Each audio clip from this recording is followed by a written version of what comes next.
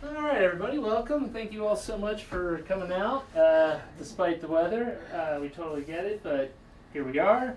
It's going to stop raining actually in like 15 minutes, so it's quite a cruel irony, but here we are. That we can only do what we can. My name's Paul. I'm the director of the Delaware County Historical Society. Thank you all so much for coming out. We have a special presentation tonight in our ongoing continuing lecture series, History Under the Stars. Mike Madaio, am I saying that correct? Yeah, it's close enough. He has written a wonderful history on Philadelphia area sandwiches, and it's very, its evolution over the past century or more. And so he's going to make that presentation with us tonight. I do just want to give a couple quick announcements. We have open registration for the Delco Downhill Derby. If you're interested, we have brochures with more information about that if you want to register. And we just announced our upcoming Delco Summer Social Concert Series. That is happening at the Mill at Rockdale with Knife Play, Sun Organ, and Radiator Hospital. Tickets are $30. They're on sale now. So, without further ado, I turn it over to Mr. Madaio. Mr. Madaio, thank you. Thank you. Thank you guys for coming out. I know it was a little tricky, and we're nice and cozy in here, but we'll still try to have some fun. I'm Mike Madaio, depending on your Italianness. I wrote a book called The History of Philadelphia Sandwiches. Got it right here. If anyone's looking for a copy, I've got them. So a little bit about me before we jump into the book itself. I've been writing about food and drink in this area for 20 some years. Got started as a blogger back when blogging was a thing that people did before social media took over the world. I don't know if you guys remember City Search, but back like maybe 2002, there was no Yelp, there was no TripAdvisor, there was, blogging was in its infancy, and there was a website called City Search, which was basically a glorified Yellow Pages, but it did a pretty good job for restaurants in the city, but for restaurants out here in the suburbs, it didn't have as much information, and restaurants that open up, they wouldn't have a website either. Most restaurants know they need a website today, although back then that certainly wasn't the case. So I don't know. I just decided to start. I was going out to a lot of restaurants, and my now wife and I used to like to go to places, as soon as they opened up in our neighborhood or whatever, or on the way home from work or what have you. And so I just started writing about it, and I wasn't the only one who was looking for that information on the internet, and so that kind of took off. And, that eventually led to some magazine writing. I wrote a column for a magazine called Mainline Magazine, which isn't around anymore. Hopefully I doesn't say anything about my column, but publishing is a tough world these days. So I started to do a little more magazine work, started to get away from the restaurant scene and focus a little bit more on the impact of food on culture, and started to get into history and so forth and so on. And started really digging into that a little bit more, and particularly found a strong interest in food history. I actually wrote another book before this. It's called Lost Mount Penn, Wineries, Railroads, and Resorts of Reading. If you think Philadelphia sandwiches is a niche topic, this is about the wineries and resorts of Reading, Pennsylvania in the 1800s. If you're interested in that, happy to talk about it more after, but we're not going to spend too much time on that today. But that kind of got me into the history thing, and the food history and food culture and all that sort of thing. And so I had long wanted to do something on Philadelphia sandwiches. I've always loved sandwiches growing up. I wasn't one of those kids who separated peas and carrots. Like, I like to mix stuff together, try different sandwiches. I was obsessed with the Thanksgiving post-Thanksgiving, day after Thanksgiving sandwich as a kid, and the process by which, you decided to put all the ingredients together. So I've always been really interested in sandwiches, and, obviously living around here, there's so many amazing sandwiches, and sandwiches are such an important part of the culture. But, for a long time I thought, you can do the best cheesesteaks in Philly, but, next month it's going to be a different list, right? So I wanted to do something that had a little more staying power, a little more a little more depth to it. And, I sort of came back to the sandwich idea once I started doing a little bit more in the history space. And that's where the genesis for this idea came from. I will tell you, when I first started thinking about this book, my original thought was to call it Beyond the Cheesesteak, and focus on, the other sandwiches of Philadelphia, right? Thinking that the cheesesteak's pretty well trod. Everyone knows about it and so forth and so on. But as I got into it, I realized that, yes, there's interesting stories with hoagie, roast pork, chicken cutlet shown here. But to tell the story of Philly sandwiches without the cheesesteak didn't feel right. So ended up bringing it back in, but covered many other sandwiches besides the cheesesteaks, the ones shown here. There's a chapter in the book called Other Sandwiches, which, goes through shorter descriptions on a bunch of different ones. Another one that's really interesting is the hot dog, which brings me to basically the main reason for our talk today, which is our hot dog sandwiches. I'm kidding. That's better left for social media. Although I will tell you that in my research, it was before the term hot dog was produced. It was called a Frankfurter sandwich. So do with that what you will. But I'm not going to talk too much about hot dogs today. However, Philly was once a hot dog city. Before the rise of hoagies and cheesesteaks, hot dogs were sort of the main street food sandwich, if you will. And there's a very particular type of hot dog that was popular here, known as the combo or the Philly surf and turf.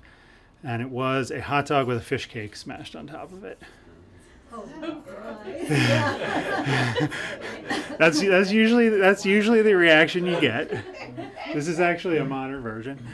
Now I will tell you that the fish cake, it's really a mashed potato cake with a little bit of fish in it. So it's not strongly flavored. I mean, if you're trying to get rid of some old fish, maybe a little bit strongly flavored, but it's more of a textural element. It's mashed potato, fish, and then it's fried, put together and then it's fried. But it gives more of a textural element than necessarily a strong flavor element, especially next to a beef hot dog. But there was a place called Levis, or sometimes Levis's, old original Levis, that was down on 6th Street.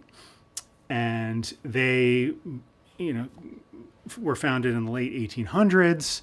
They've even occasionally been given credit to inventing the idea of a hot dog on a bun. I don't think that that's actually true, but did come across the occasional suggestion that was the case. And they really popularized this dish in the city. Now, when I first started researching this, I thought it would just be like kind of an aside, like they ate fish and hot dogs together. How weird is that? But as I started to dig into it, I realized like people had such a strong connection to this place, Levis. If you grew up in this area, down in South Philly, there was just a real connection of growing up and going there. And maybe your parents took you out shopping and it sucked, but at the end of the day, you got to go to Levis or something like that. They also had this old soda fountain that at one time was like the oldest operating soda fountain, and they used to make their own sodas and stuff. So it was a very interesting place. There was another place called Lenny's, which was kind of the rivalry, if you will. There was actually a bunch of different Lenny's around. They brought something called pepper hash to the table, so it's really mostly cabbage. There's a few bell peppers and some carrots in there as well, but it's kind of like a sweet and sour condiment, maybe a replacement for relish or something along those lines. And so that, along with the fish cake, and I'll tell you, like we got some good reactions when I brought up the fish cake. But if you take the beef hot dog, the fish cake, the pepper hash, maybe some spicy mustard, it's a solid dish. It's not something that you get a lot anymore. Not something that you find.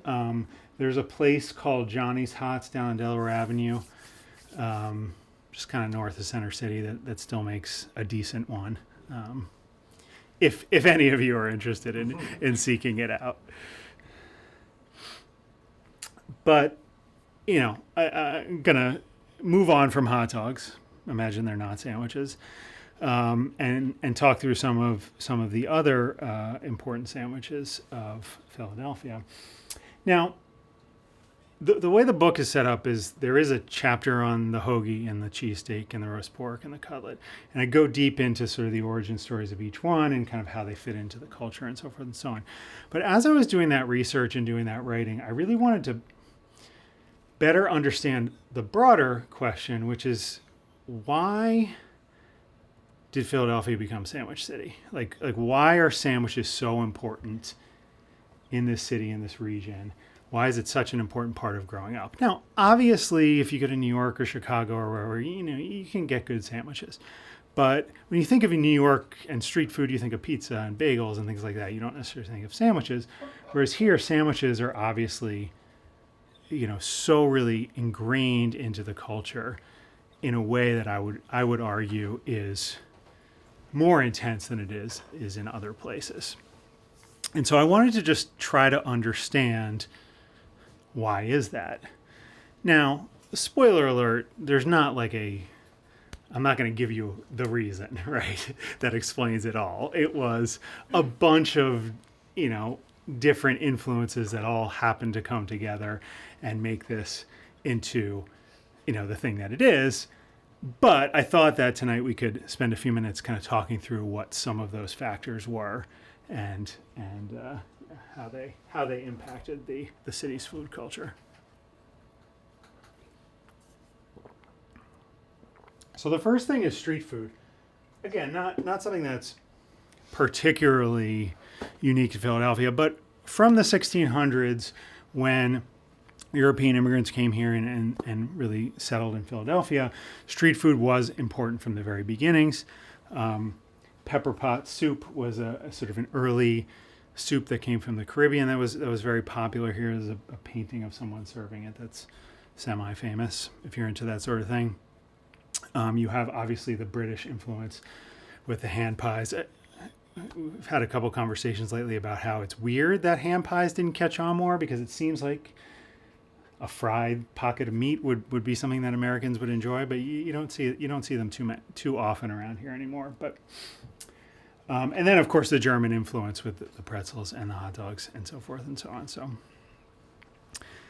the other thing was a strong tavern culture. So from the early days of the city, taverns were important and led to that kind of fare as well. The Tun Tavern in particular was established in the 1600s. The sign says 93. There's, depending on who you ask, it can change. But it is widely believed to be the first beer house in the city. And its claim to fame is that it's where the Marine Corps, the code of the Marine Corps was first written.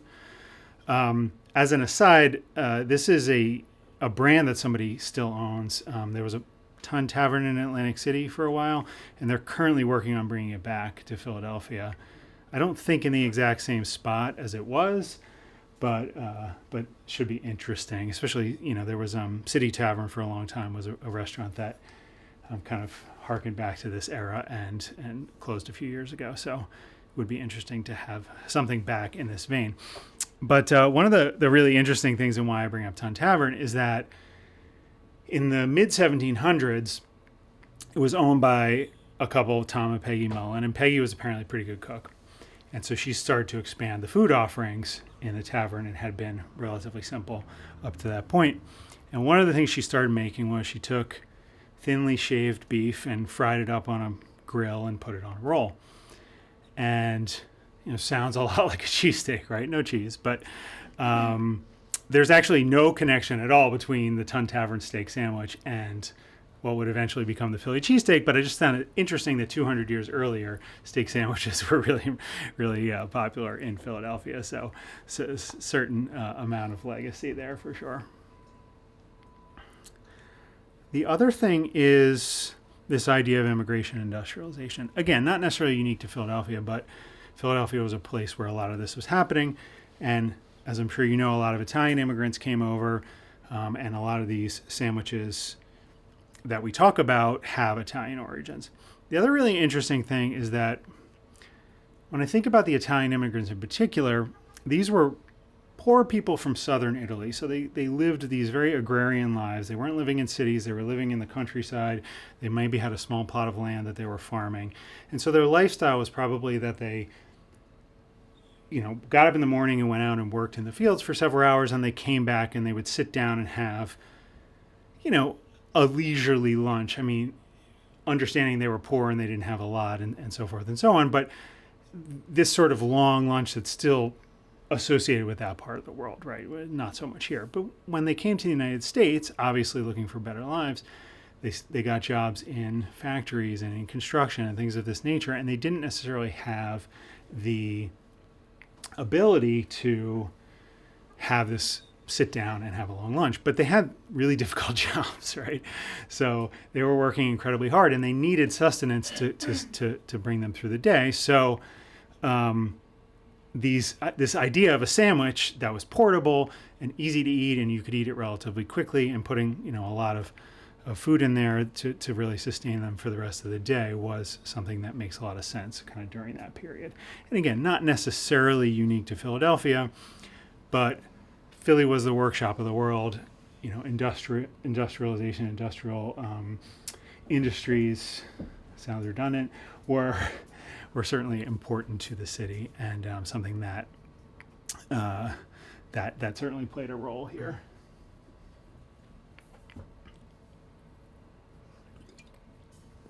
By the way, since we have a small group, if you have questions as I'm talking, feel free to raise your hand or shout at me or whatever. That's totally fine. I have a question. How about Horn and Hard Arts? Did they have sandwiches? Isn't that like yeah? So So if you don't know, Horn and Hard Art was the automat. So it was an automat, which was a style of restaurant where you basically got your food from a machine. I mean, I guess there was somebody behind it at the time. You put your money in, yeah. Right. So it was sort of like a vending machine, but there were people behind it, making your food or whatever. And so that was founded in Philadelphia. Didn't they have sandwiches though? They did. However, they were very basic. So I think once hoagies became a thing in Philly, they started to have more of them, but sorry, go ahead. Oh, no, finish. But looking at the menus from there, it was, 2 slices of bread with a piece of ham in the middle, or so, so very, very simple stuff that they had there. Go ahead. I don't mean this sarcastically, but did the Indians have sandwiches?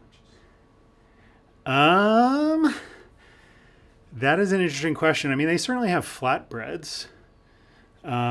So this is going a little bit past the idea of Philadelphia in particular. Right. But if you look at sandwiches as a whole, so sandwich, the name comes from the Earl of Sandwich from England from the 1700s. What he really did was he was the guy who popularized the idea of ordering a sandwich pre-assembled. Before that, sandwiches existed. People put meat between bread or in wraps. I mean, there are really early Middle Eastern sandwiches and wraps that exist. So the Earl got a lot of credit, huh? He got a lot of credit, and he popularized the idea, but he didn't really invent anything. He just had he was gentry, so he had his servants put it together in the back and bring it to him so he could just pick it up and start eating it, as opposed to someone who would get a plate with meats and bread and put it together themselves. So I think that probably anywhere in the world you had people doing that, but he was the one who sort of made it a thing, and that's how sandwiches came to be. Which is a good segue, I think, into the idea of the bread. That's obviously an important part of a sandwich, right? And in Philadelphia, we take our bread very seriously. We have a lot of pride towards it as well, right? So looking at the history of the city, bread baking, again, not a particularly unique thing, but bread baking was important from the very beginning. The head baker of the Continental Army in the Revolutionary War was from Philadelphia. He was a Welshman. Then you had the Germans come Godfrey Keebler, a little more of a cookie guy, but just another example of some early successful bakers here. Down here is a bakery card from an early baker, and some of those rolls kind of look like steak or hoagie rolls, right? So, bread was a very important thing, and by the time you had the influx of Italians, bakeries were an important industry, and so that kind of, at least I hypothesize, helped bring the idea of really focusing on sandwiches as opposed to some of the other things. So this is a spot on South 8th Street as a corner, and you saw the first one was an Italian bakery, then it was another Italian bakery, today it's a Mexican bakery. My understanding is that in the basement, there's an oven that's over 100 years old that was put in by Germans. And I just think it's just an interesting little example of how cultures, of immigrants came and built on top of what was built before, and in particular in the baking space, German to Italian to Mexican. So the other thing, of course, if you're going to talk about bread, is you got to talk about the water. So it's common, probably more associated with New York City and bagels and pizza than it is with Philadelphia, but still you hear this idea that like it's the water that makes all the difference in the bread. And that's sort of true. It's also sort of not true. I'll explain. So water is 40% of the ingredients that go into any loaf of bread. So obviously it's going to have an important impact. And if you change, the makeup of that water, it's going to impact the end result, right? And there is something called hard water and soft water. And so hard water has a lot of minerals. Soft water doesn't have a lot of minerals. And then there's also an acidity difference, right? And this does affect fermentation in a pretty profound way. And so the water in New York and Philadelphia, some of it comes from the same place, from the Catskills. It's probably treated differently along the way, but there are some similarities there. Some Philly water comes from the Schuylkill too, believe it or not. But it sort of sits in the Goldilocks zone. Like, it's not too hard, it's not too soft, and bakers feel like this type of water is the best water to work with. And so that does make it, a bit easier to work with and produce really good breads. That being said, other places in the U.S., for example, that maybe aren't as well known for bread, there are occasionally the bakers who pop up, right, and really figure out how to make good bread there. I have family in Charleston, South Carolina, known for biscuits, yes, not hard Italian rolls or whatever. But there's a few bakers there who figured out how to make it work there. And so I think it's one of these things where if you take the recipe for Philadelphia hoagie bread and you just go to Arizona and try to make it in different conditions, it's not going to come out exactly the same. But if you take some time and try to figure it out, you can eventually figure it out. It's just, it takes additional effort. Interestingly enough, as part of my research, I came across this company called New York Watermaker, and they'll actually go to Montana or Alabama or wherever you are, and they will rig up your water system so that what comes out of the tap is like mimics New York water. And just the fact that this business exists, whether you think it's worth that investment or not is debatable, but just the fact that business exists, I thought was certainly fascinating. And I'm sure they could do Philly water too, but obviously the demand is more for pizza places who want to make New York pizza or whatever. So the other thing that's really important with the bread is the tradition. So I talked about the old oven in Las Rosas, but this is Sarcone's, which is a place down on 9th Street that's been around over 100 years. This is their original oven in the basement. And they cook the bread right on the hearth. There's all that seasoning that builds up over time. If this oven goes away, you can't just go to Restaurant Depot and get another one, right? And it takes time for people to learn how to use it and so forth and so on. And all those techniques and recipes and so forth are passed down. I think it's the 5th generation now. So that's a really important aspect of it as well. And I think the last thing is the consumer, right? People still line up at Sarcone's in the morning to get the fresh bread. If people didn't do that, it wouldn't be worth it for them to take the extra time to make bread the right way, right? But as I'm sure you guys know, if you start a sandwich shop around here and you don't have good bread, you're not going to last very long, right? So I think that's a key piece of it as well.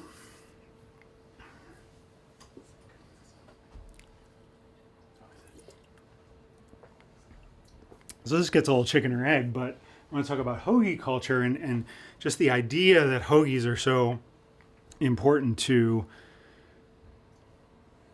growing up and the culture of just living around here is such an important thing. And in particular, I wanted to highlight one thing that I talk a little bit about in the book, but it's just a really interesting thing that goes beyond just sandwiches, but just the way that we interacted with and consumed food over the years has really changed. So, especially in like the first half of the 1900s, right? So, around 1900 or so, this is pre-refrigeration, you had these corner stores in every neighborhood, and you had to go every single day and get your perishable foods, right? Your produce, your meat, your dairy, and so forth and so on.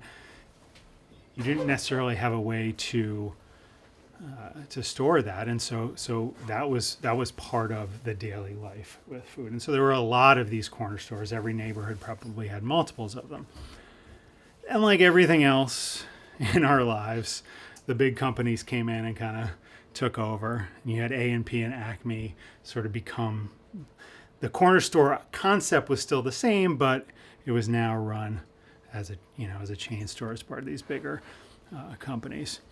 And then, as you sort of get past World War II, people start moving to the suburbs. Freon has been synthesized by this point, so home refrigeration becomes more realistic, and you start to have supermarkets popping up and so forth.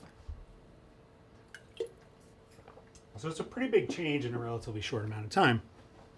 What was particularly fascinating to me when it comes to sandwiches was I looked at some of the older, really popular sandwich joints in Philly. And obviously this isn't all of them. Some of them are newer, but some of the ones that have been around for a very long time. And they all actually started as kind of these general store type places, right? You had Campo's, which started as a butcher shop in West Philly. It's now, the cheesesteak of the Phillies. You have Ricci's, which is probably the oldest one, famous place in South Philly for all sorts of different hoagies. They started out as a general store in like the 1910s.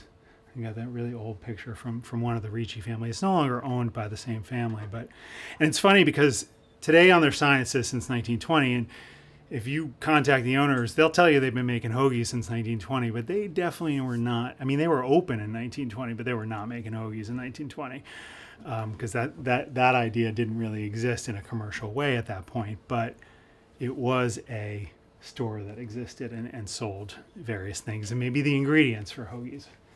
Cosme is another one. You can see right on the sign, it says deli since 1932. I mean, deli could mean a few different things, but they were a general store in 1932. They weren't a sandwich shop. But today, these places are known as being great sandwich shops. And I don't know, it's just an interesting thing to see how these people, these families, and these stores adapted by putting more and more emphasis on sandwiches and are still around and beloved. Whereas obviously a lot of those corner stores and butchers and places like that went out of business as supermarkets took over and so forth and so on. So just interesting how sandwiches were the survival mechanism by which these guys were able to stay around. So that's just a really interesting thing. And then, of course, obviously, again, just to reiterate the A&P and Acme thing, of course, you have chains coming in and taking over and so forth. And that's no different than anywhere else, but it is what it is. So we're in Delco, and I got to talk about Hog Island. So I always ask this question. I got a relatively small group here, but Who's heard that the word hoagie? Raise your hand if you've heard that the word hoagie derives from Hog Island. So, yeah, about half of you, which is usually about what it is, right? So the word itself is just a unique and interesting word. And so, and there's a lot of hypotheses out there as to where it came from. And so I was very interested in trying to figure this out. Unfortunately, it's mostly oral history at this point. No one really documented it well at the beginning, so it's very difficult to say with 100% certainty, like, this is the story that's true. But Hog Island is the one that has been, I think, most understood and heard in the city's oral tradition. So I'll give you a little background. So Hog Island, this is a 1700s map. Hog Island was an island off the in the Delaware River, obviously very close to the edge here. Philly's here, so if he's either in Delco or right around the Philly-Delco line or something. I forget what it exactly is. So anyway, eventually this was filled in, and this is where the Philly International Airport is today. So sort of maybe a claim from Delco and a claim from Philly on that particular land. But the story and the reason why it has to do with or the idea of it being related to Hoagies was that in World War I, so World War I was going on, the United States was not involved in it yet, but they realized that navally they were unprepared and they needed to improve their technology for shipbuilding and so forth and so on.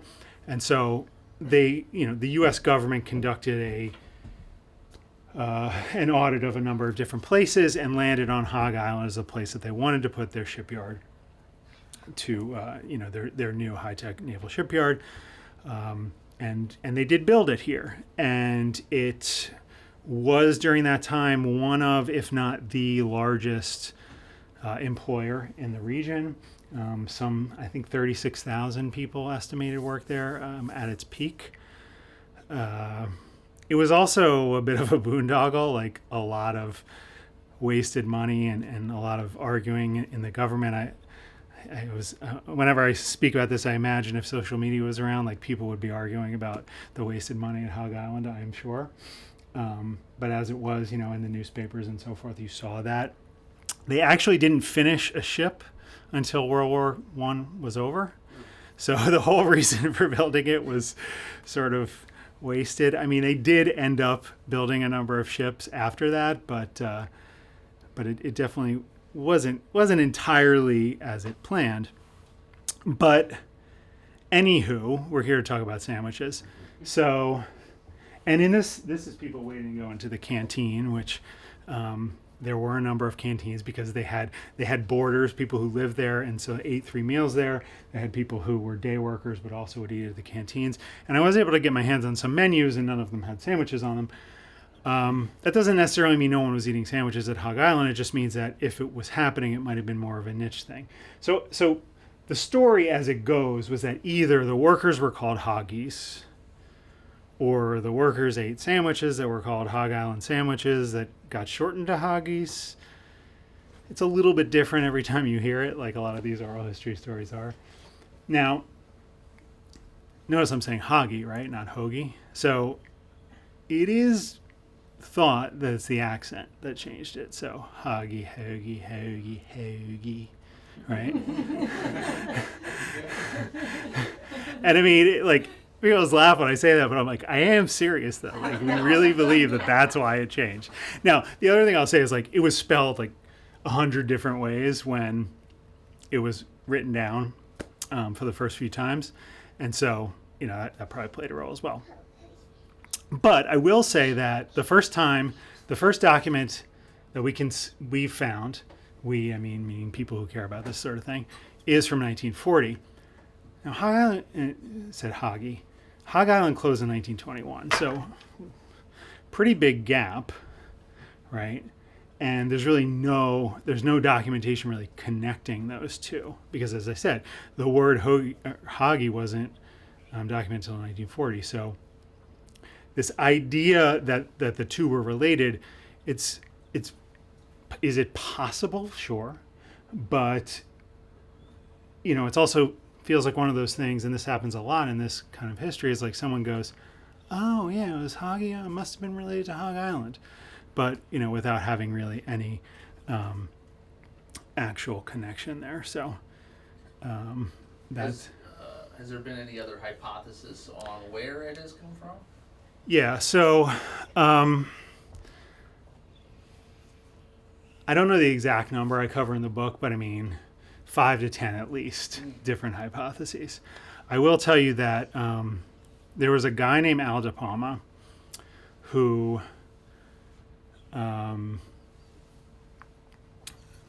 lived in the city and worked in a number of industries, and eventually in the 1930s opened a shop and started selling sandwiches. He became known as the king of the Hoagies, later the king of the Hoagies when the word changed. And he maintained that he just made up the word. He said he saw a guy eating a sub sandwich and said, man, you have to be a hog to eat one of those. And then said, oh, I'm going to make those sandwiches and call them Hoagies. Again, I don't have definitive proof that I have him telling people, and he's dead, but I talked to a guy who spoke to him. And, he maintained that was the story, but, again, not well documented, unfortunately. But then in other cities, it's not the same sandwich is called a sub and Correct. various other things. So it has something to do with the kind of sandwich, maybe. Why is ours called that? And Right. someone else's So taking a step back from Philly, like if you think of the sub sandwich in general, like, so what's interesting about it is that I think as humans, we want to have this genius moment associated with any invention of anything, like, oh, Joe Italiano came up with this idea for the sandwich and then everyone copied him, right? But actually, up and down the eastern seaboard, Boston, New York, Philly, New Orleans, any big city with an Italian enclave, these sandwiches evolved in those places. So they're all slightly different, but it's basically the same thing, right? It's a long roll with Nobody calls it a Italian hoagie, though. meats and We're the sandwich. only ones. Right. So, but that's sort of my point, which is that, sub came from New Jersey and that became very popular. Boston had its own weird names. There was Maine, they called it an Italian sandwich. Torpedo was a name that was used. Bomber was a name that was used. Norristown, they called it Zeppelin, right? So because there was parallel development and it wasn't coming from one specific point, that's why there's so many different names, or at least part of the reason. Why wasn't the island named Hoagie Island? It was named Hog Island, and they believe because pigs used to live there. That's what I would have called it. Yeah. No. So that's the thought. Yeah, it was there were wild pigs.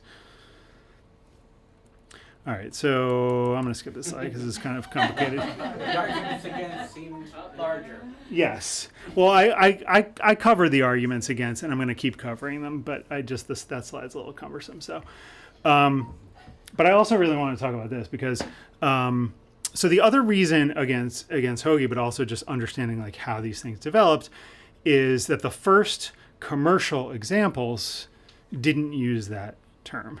So this is a place called Di Costanza's. It was in Chester. They still exist in Boothwyn. If you've never been, they still make a mean Italian hoagie.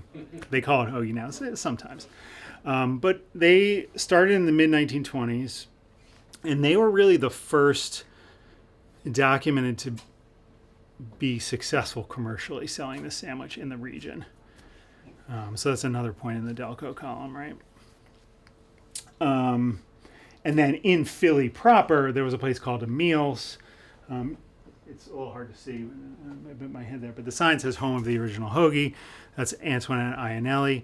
She actually, never claimed that she invented it. She actually came from Maine, interestingly enough, where there is documentation of these types of sandwiches before her time here. But she said she was the first in Philly to be selling the sandwich, kind of in the mid-1930s. And she actually called them submarines before she called them hoagies. So submarine is really interesting because it was coined in Paterson, New Jersey in the 1920s.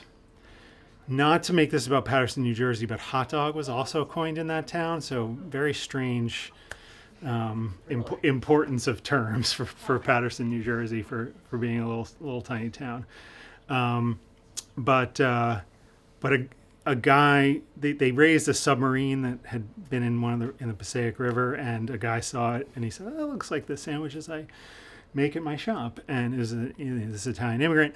And so then in the early 30s, you start to see that documented, and it went from Paterson, New Jersey to Camden to Wilmington to Philly to Lancaster. And so actually submarine was in Philadelphia before the word hoagie was, at least in print. So if you ever call it a sub accidentally and someone yells, you can say, "I'm being historic."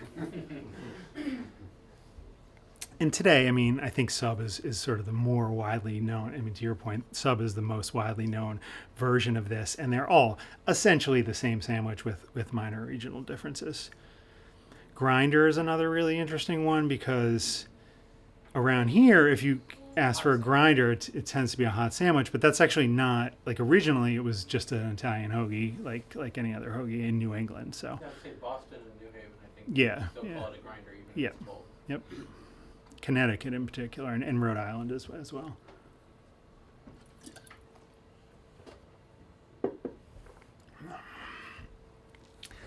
So then we come back to cheesesteaks. So, funny story, right? So when this book came out a little while back, I, went on social media, posted it everywhere I could, right? Some guy says to me, "You got Pat's and Geno's on the cover of your Philly sandwich book. Like, I can't take you seriously. They suck." I said, "You read the title, right? It's called A History of Philadelphia Sandwiches. You want me to tell the history of Philadelphia sandwiches and not mention Pat's and Geno's?" I think he maybe understood. I don't know. His social media, so probably not. But, Pat's and Geno's, they're the touristy spots, obviously, today. But they are very foundational to the idea of the cheesesteak becoming really well known with Philadelphia. I also talked to Tony Luke Jr. of Tony Luke's fame as part of the research for the book, and he's a really interesting dude, but he was very, made sure to call and say, like, yeah, people like to talk smack about Pat's and Geno's today, but like this cheesesteak thing wouldn't exist without those guys. So, and that's absolutely true. And I think it goes even deeper than that. So to kind of just briefly get into the story and how things work. So Pat Olivieri, Italian immigrant, comes over to Philadelphia. He's him and his brother open a hot dog cart in 1930. And it's one of these stories that it changes slightly every time you hear it, but the basic gist is the same. He was bored of eating hot dogs. He sent his brother to the butcher, picked up some meat scraps. They had a little, flat top to cook the onions. He put the meat on there with the onions, mixed it together, put it on a sandwich. Italian roll that he had for if people wanted multiple hot dogs in the same sandwich. He was about to dive into it. A cab driver came up and said, "Yeah, I'll take that." And so either he gave it to him, sold it to him, split it with him. Again, depends on the story, but the cheesesteak was born. Now, thinking back to my original comment about the Tun Tavern, the idea of steak and onions together or on a sandwich was not that innovative. And another author made a comment, which I always wish I wrote, which was the cheesesteak did not become famous because it tasted good. It became famous because of Pat. He was this gregarious guy, just a real character. He used to go to all the theaters in town and get pictures with celebrities. There's a picture in the book of he met Humphrey Bogart, pulls out his gun and says, "Hold me up." So there's a picture of Bogey holding a gun to him. He wasn't the first, in the United States to do the whole, celebrities on the wall, the cheap eats spot, but he was the first to really be successful with it around here. And so, it started to grow as this sort of place to go to yeah, you get a good sandwich, but also to be seen and be seen and potentially run into celebrities and so forth and so on. Notice, by the way, that when I was describing the initial sandwich, I didn't mention cheese because cheese didn't come until a fair amount later. We'll get to that. So Geno's actually doesn't come along until 30 some odd years later. Okay, I mean, yes, there were some other places, gyms, or at least the business gyms opened in the late 30s. It's not owned by the same people anymore, but it's been around. It was in West Philly. But in the 60s, Joe Vento opens Geno's. Now, like Pat, he's a real character. You probably heard, he can be in the news for good and bad things. These guys are both passed away now, but interesting character, bit of a contradiction, but also a real smack talker. So, he opens Geno's and starts telling people okay, fine, Pat invented it, but we perfected it. That's his whole shtick, right? And so the local media starts to pick up on this idea and starts to go, okay, Joe's saying this about Geno's. How's Pat's responding? Maybe these guys kind of don't like each other. Maybe they didn't like each other at the beginning. I think that's possible. I think now that's not true, but back in the early days it may have been. So you really started to build up, and again, especially in the media, this idea that there was this rivalry. And obviously you've been down there, it's this weird intersection, and they're kind of facing each other, and it's just kind of the perfect spot for it. So if you fast forward to the 90s when cable TV starts to explode, Food Network, Travel Channel, things like this is like ready built for those kinds of things, right? You come in here, you go to this one spot, there are these two places, they hate each other. You can try both. They taste exactly the same, but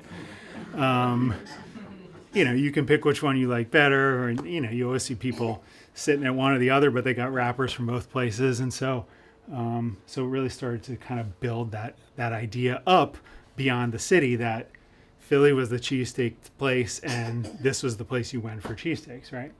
And then, of course, the internet comes along and changes the way we talk about and consume food. But I think, again, it just shows how this rivalry really helped to build the cheesesteak up as the thing that people know about Philadelphia. Another comment I wanted to make, and I sort of alluded to this a minute ago, was just this idea that cheese didn't show up until the 50s. So Pat was making the sandwich starting in the 30s. Cheese doesn't show up until the early 50s. Actually, the guy in the center there, his name was Cocky Joe Lorenzo. He was the one who put cheese on it for the first time. Similar story to the invention of the steak, actually. At least, again, the story you hear is that he was just kind of bored with eating the standard steak and he put some cheese, mixed some cheese into it. So they were actually working...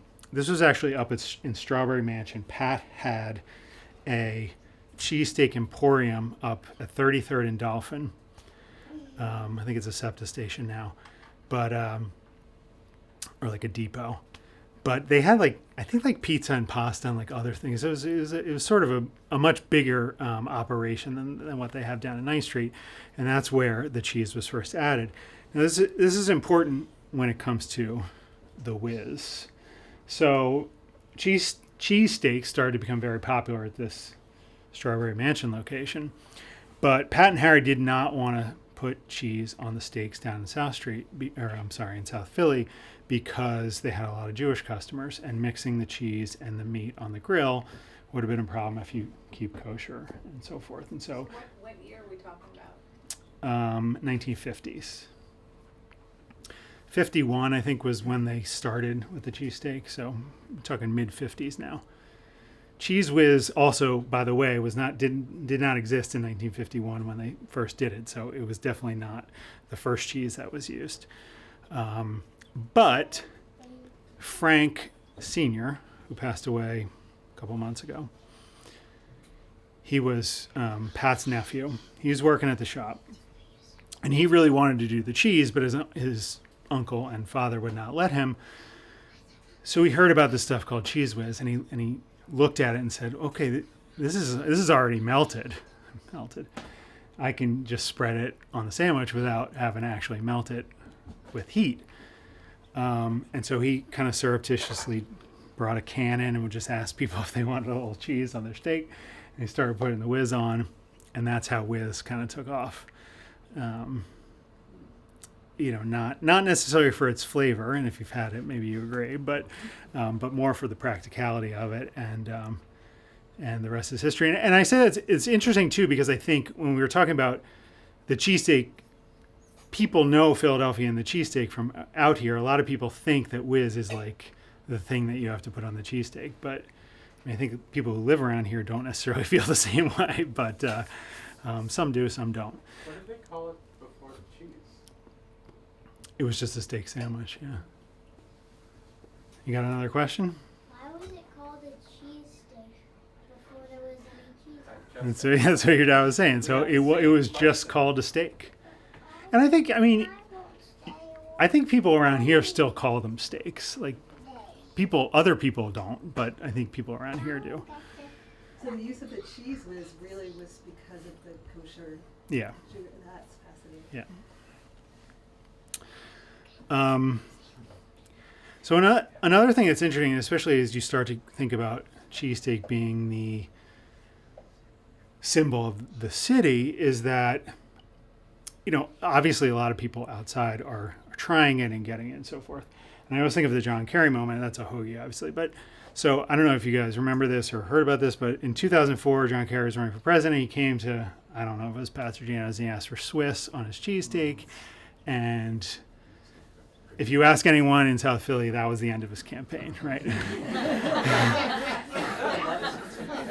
That's just a stock photo of him. So he's probably eating a hoagie, but and I don't even know if that's in Philly. But the point being, and then the other thing you hear a lot about is like people outside will call it a Philly cheesesteak, and they'll put peppers and mushrooms and all sorts of other things on it without asking. Which, again, if you want peppers on your cheesesteak, it's perfectly fine, but don't put them on mine if I don't ask for them, right? And so when I was doing the research, my initial thought was like, Philly people are really stubborn. Like, they're going to be, this is how you make a cheesesteak. You cannot mess with this, right? That was my initial thought. And, especially these being examples of why that might be the case. But as I dug into it, I realized that, like, everything evolves. All food evolves. I don't know if, Italian people love to argue about carbonara and this and that. And but recipes are not static, right? They change all the time, and even the cheesesteak. And so this is kind of your standard Pat's Whiz cheesesteak, kind of sad looking, right? Over on the right, you got Angelo's, which is like the hot place, or one of the hot places in Philly now. They make their own bread. It's a bit chewier. It's got sesame seeds on it. They put enough meat in there for like 2 weeks worth of meals. They put an obscene amount of cheese in there. They use Cooper Sharp, which is a specific type of American cheese that has a slightly different flavor.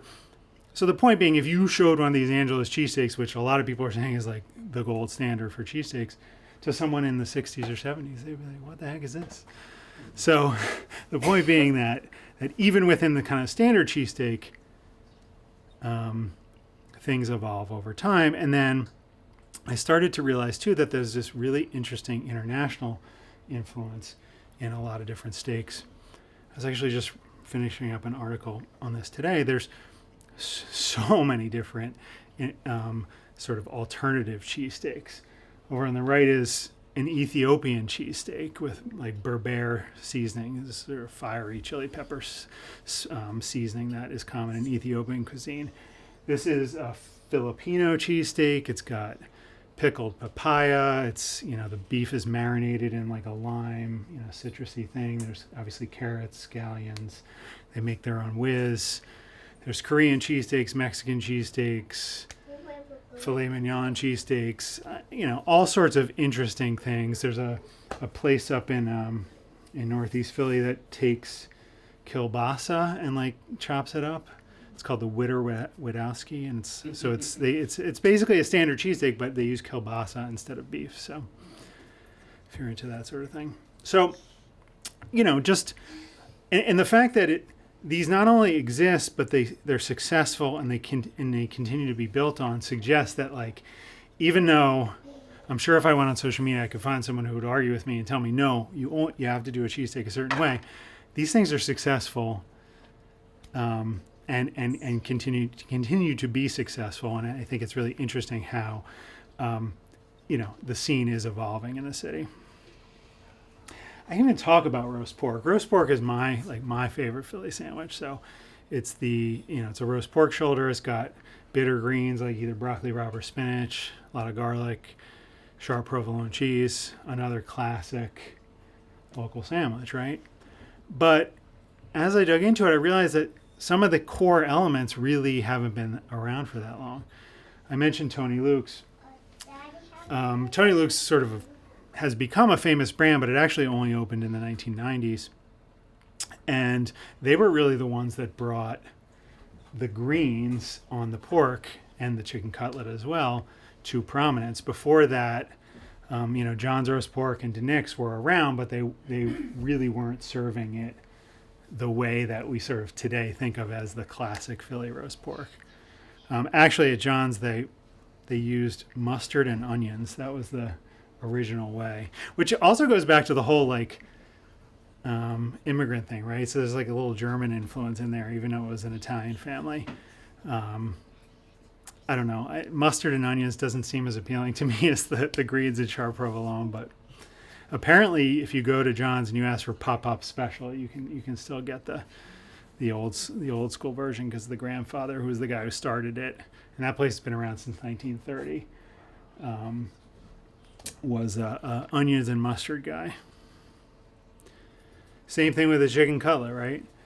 Sort of old school chicken cutlet, new school chicken cutlet. Chicken, I think, is not as strongly flavored as beef or pork, so you can really get creative with it.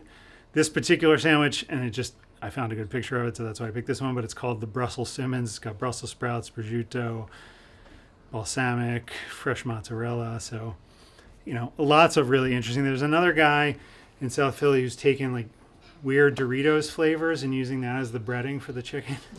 It's pretty interesting. Banh mi has become really popular here. There's an influx of Vietnamese folks after the war, and in South Philly they started doing that. I think that the interesting difference is that you can get banh mi in any city. I mean, it was originated in Saigon with sort of this French-Vietnamese fusion. It was on a baguette, but here we put it on sarcones or other steak rolls, so it gives it a little Philly twist. And then even now you're starting to see chefs make every part of the sandwich, right? So it used to be you got bread from the bakery down the street, you got Dietz and Watson or Boar's Head, and you were just putting it together. Now they're making everything. This is a samito, which is a Mexican sandwich from the Puebla region. There's a guy who's a bread baker in the city who is from that region and started making those rolls. That's cheese, by the way, if you're interested. On the right is Huda, which is this is their Korean fried chicken. He makes his own bread, these Japanese milk buns, which obviously are a little bit different than your standard hoagie roll, but you sort of get the idea.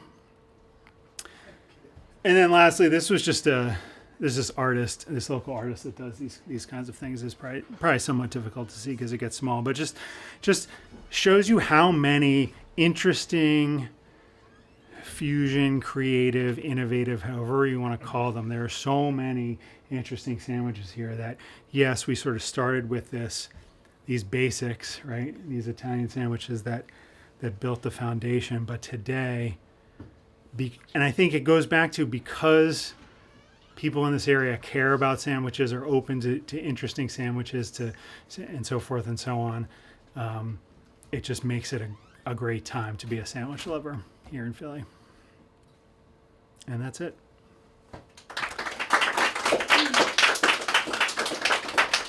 Thank you guys for your attention. I appreciate it. And if you have additional questions, I will be happy to answer them. And I do have books. If you're interested in a book, they're $20, cash or Venmo. I have a few of my other book as well. Question. Yeah. Who's better, Pat's or Jim? Genius. Oh, genius. So, well, Jim's is here. Jim's is probably better, yeah. So I'll tell you that whenever I do these, whenever I talk to anybody about my book, I always get a what's your favorite, or what's the best cheesesteak, what's your favorite cheesesteak, whatever. I don't know. I think one of the really interesting things about Philly and the way the city is set up is that there are lots of great sandwiches, right? And a lot of times people have an attachment to the place that they live next door to or down the block from, or they grew up eating. And there's nothing wrong with that. It's because, again, there's so many good sandwiches. Now, I think Pat's and Gino's obviously have, gotten away from focusing on quality, and they're about quantity. I mean, it's interesting because I mentioned that Frank Sr. died a couple months ago, and Frank Jr., who runs it now, like he made a bunch of changes like pretty quickly after his dad died. He added seated rolls, he added Cooper Sharp. So, I mean, I guess he's, maybe trying to bring it up a little bit, but yeah, I mean, I wouldn't choose to go to either place if I was, looking for a high quality cheesesteak. Where would you go? I mean, it depends on where I am, right? As I mentioned, Angela's is quite good. I'm a roast pork guy. I don't know if you guys have ever been up to Luigi and Giovanni's in Newtown Square, but on the weekends they do the whole pig. That's one of the best. That's one of the best. So that's a good one too. In your research, did you read Hungering for America? I did not, but it sounds interesting.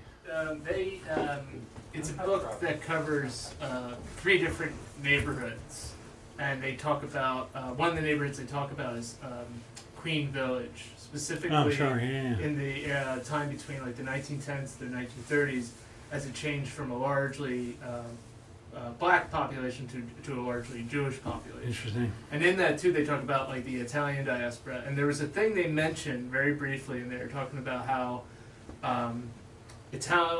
like the part of the Hog Island story I heard was that it was born out of this idea that a lot of Italian folk like to eat antipasta. And so, the accessibility, the sudden accessibility too, and how quickly you can get meat, it was just like, oh yeah, great, we can have this every night, this is awesome. And then that became like the thing of like, condensing all of that into a sandwich. Yeah, well, and they were, as I said, they were going to these, factory jobs or whatever. Yeah. And those meats, probably kept relatively well, for a few hours at least, and so forth and so on. So yeah. I'm glad you mentioned the Di Costanza story. Are you convinced at all that or if they hold any water to whether or not that they maintain the title for founding the hoagie or creating it? I mean, I think that they were the first to make it commercially. Okay. But I mean, were they the first to make it around here? I highly doubt it. Yeah. I mean, the story is that some guys were playing poker next door or something, and they walked in, and the guy said, "I'm hungry, make me something," and she just threw it together. But like, was it really? Did she really make it up on the spot, or had she? Yeah. I mean, isn't that the same story as like the origin of the sandwich in general? And sushi. They're all very. And sushi. And they're all very similar. Yeah. And as I said, you as humans, we want there to be this like genius moment, but really, it's like all these little, micro influences across the time. Go I ahead. don't know that it's like a super novel invention either. Like, people invented smoking weed all over the place. Yeah. And they could all claim ownership. Right. Well, or nobody can. Hog Island was bought by Philadelphia in 1930 from Delaware County. Correct. Yeah. I looked it up for you. There you go. Okay. Oh, it was bought bought from Delaware County. Yeah. Interesting. Interesting. Yeah. Got it. Any research in your book about like the Thanksgiving sandwiches? So I think of like the gobbler from Wawa. I'm thinking that's a very recent innovation, but I wonder if they stole the idea from like Capriati's in Wilmington. Yeah, I mean, I purposely decided not to include Capriati's just because it's not really Philadelphia. But yeah, I mean, so and as I mentioned when I was a little kid, like we used to put stuffing and cranberry sauce on our sandwiches, so it wasn't necessarily a big thing. I mean, obviously, yeah, the gobbler is a big deal now. And McNally's Tavern, Chestnut Hill, who does the Schmitter, which is like a sort of a cheesesteak alternative. That's what they're famous for. But they also have, I'm trying to think of what it's called. The Pilgrim, maybe, but it's been around for a long time, as well. It was one of the sandwiches that they always had. So there's a deep history there. So, I mean, I will say that I tried to focus on sandwiches that were relatively unique to Philadelphia. I do mention many others, and there's short sections. Like another good example is a meatball sub, right? I mean, you can obviously get a meatball sub anywhere. I would argue ours are a little bit better because we have good bread and we know how to make sandwiches, but I mean, it's not really a Philly sandwich per se. So yeah, I mean, I think that falls in that category. What's that? You named the two. Is there another, like, roast pork, cheesesteak? Those are like Philly sandwiches. I mean, hoagie, chicken cutlet, and then the 5 full chapters on sandwiches: the combo, which is the hot dog I mentioned, hoagie, cheesesteak, roast pork, chicken cutlet. Then we do other sandwiches. Talk about, I mentioned meatball, egg sandwiches, so pork roll, which is really a New Jersey thing, but obviously here scrapple, again, more central PA, kind of Delaware kind of thing. But so, influences, but not necessarily full on Philly. Are there any Philly vegetarian sandwiches? So it's interesting you say that, because I would say, and this is probably a getting older thing as well, but my favorite discovery in the research was at a place called Dolores in South Philly, although other places make similar sandwiches, but it's called the Henry. It's got roasted or grilled zucchini, fried eggplant, or maybe grilled eggplant and fried zucchini. I always get those mixed up. Roasted red peppers, broccoli rabe, and sharp provolone if you're okay with it not being vegan. And it's fantastic, really fantastic. Yeah, with regards to the bread, you talked about sarcones, but what about the mystique around Amoroso's? Yeah, I mean, I talk in the book, go into the history of Amoroso's quite a bit. I think what's particularly interesting about Amoroso's is that they've focused on expansion. They're a big company now, and they send their bread all over the country. I mean, they also have supplied Wawa for a long time, and they still work with Wawa. And Wawa has obviously gotten enormous as well, right? So I would say that, like, around here, Amoroso's is no longer the gold standard. Like, I mean, yes, people still think of it as like an iconic brand, but like Sarcone's is very small, so they have very limited, but Licio's or Licio's, depending on how Italian you want to be, has kind of taken over as like the de facto standard for most places over to Amoroso's. But like at the same time, if you're in LA and you go to the supermarket and you see Amoroso's, like, score, right? So Yes, what decade was it that Amoroso's went national? It was no longer a local. Yeah, I mean, so I'm trying to think. I don't remember the exact date, but at some point they were in Philly for a very long time, and then they moved to New Jersey, and that was a big part of the change for them. I think it was since I got here, because I can remember. Yeah, it was a big deal. I mean, they closed down the factory, and a lot of people lost their jobs, and they, built a big new place in Vineland and so forth. So, but I forget what the exact date was when that happened. When I went to Berkeley, there was a cheesesteak, like the cheesesteak shop. Or yeah. And they had to do a special arrangement to get the Amoroso rolls in like 2005. So yeah. So those are the people that really start, like that. The place that he mentioned, the cheesesteak shop, is what Amoroso's developed their frozen shipping program for that guy. And then obviously went on from there. Yeah, you mentioned the banh mi sandwich. which is one of my favorite hoagies. And when I've had that sandwich, the roll is absolutely phenomenal and very different than any hoagie roll I've had. Interesting. And I have no idea where it comes from, whether it's nationally distributed or not. Yeah, I mean, it depends on the shop, obviously. I mean, I think I know that a lot of the early places that were making banh mi were using sarcones. As I said, sarcones is relatively small, so they and banh mi's have exploded. So I'm sure there are other places, where they're getting the rolls from, and so I wouldn't know, off the top of my head what it is, but yeah. Right. Reminds me like a po' boy roll.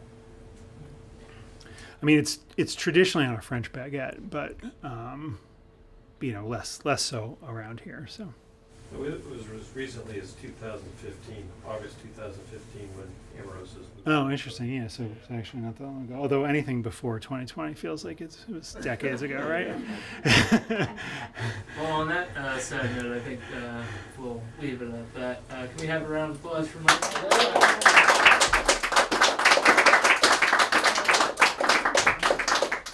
Thank you all so much for coming out. We really appreciate it.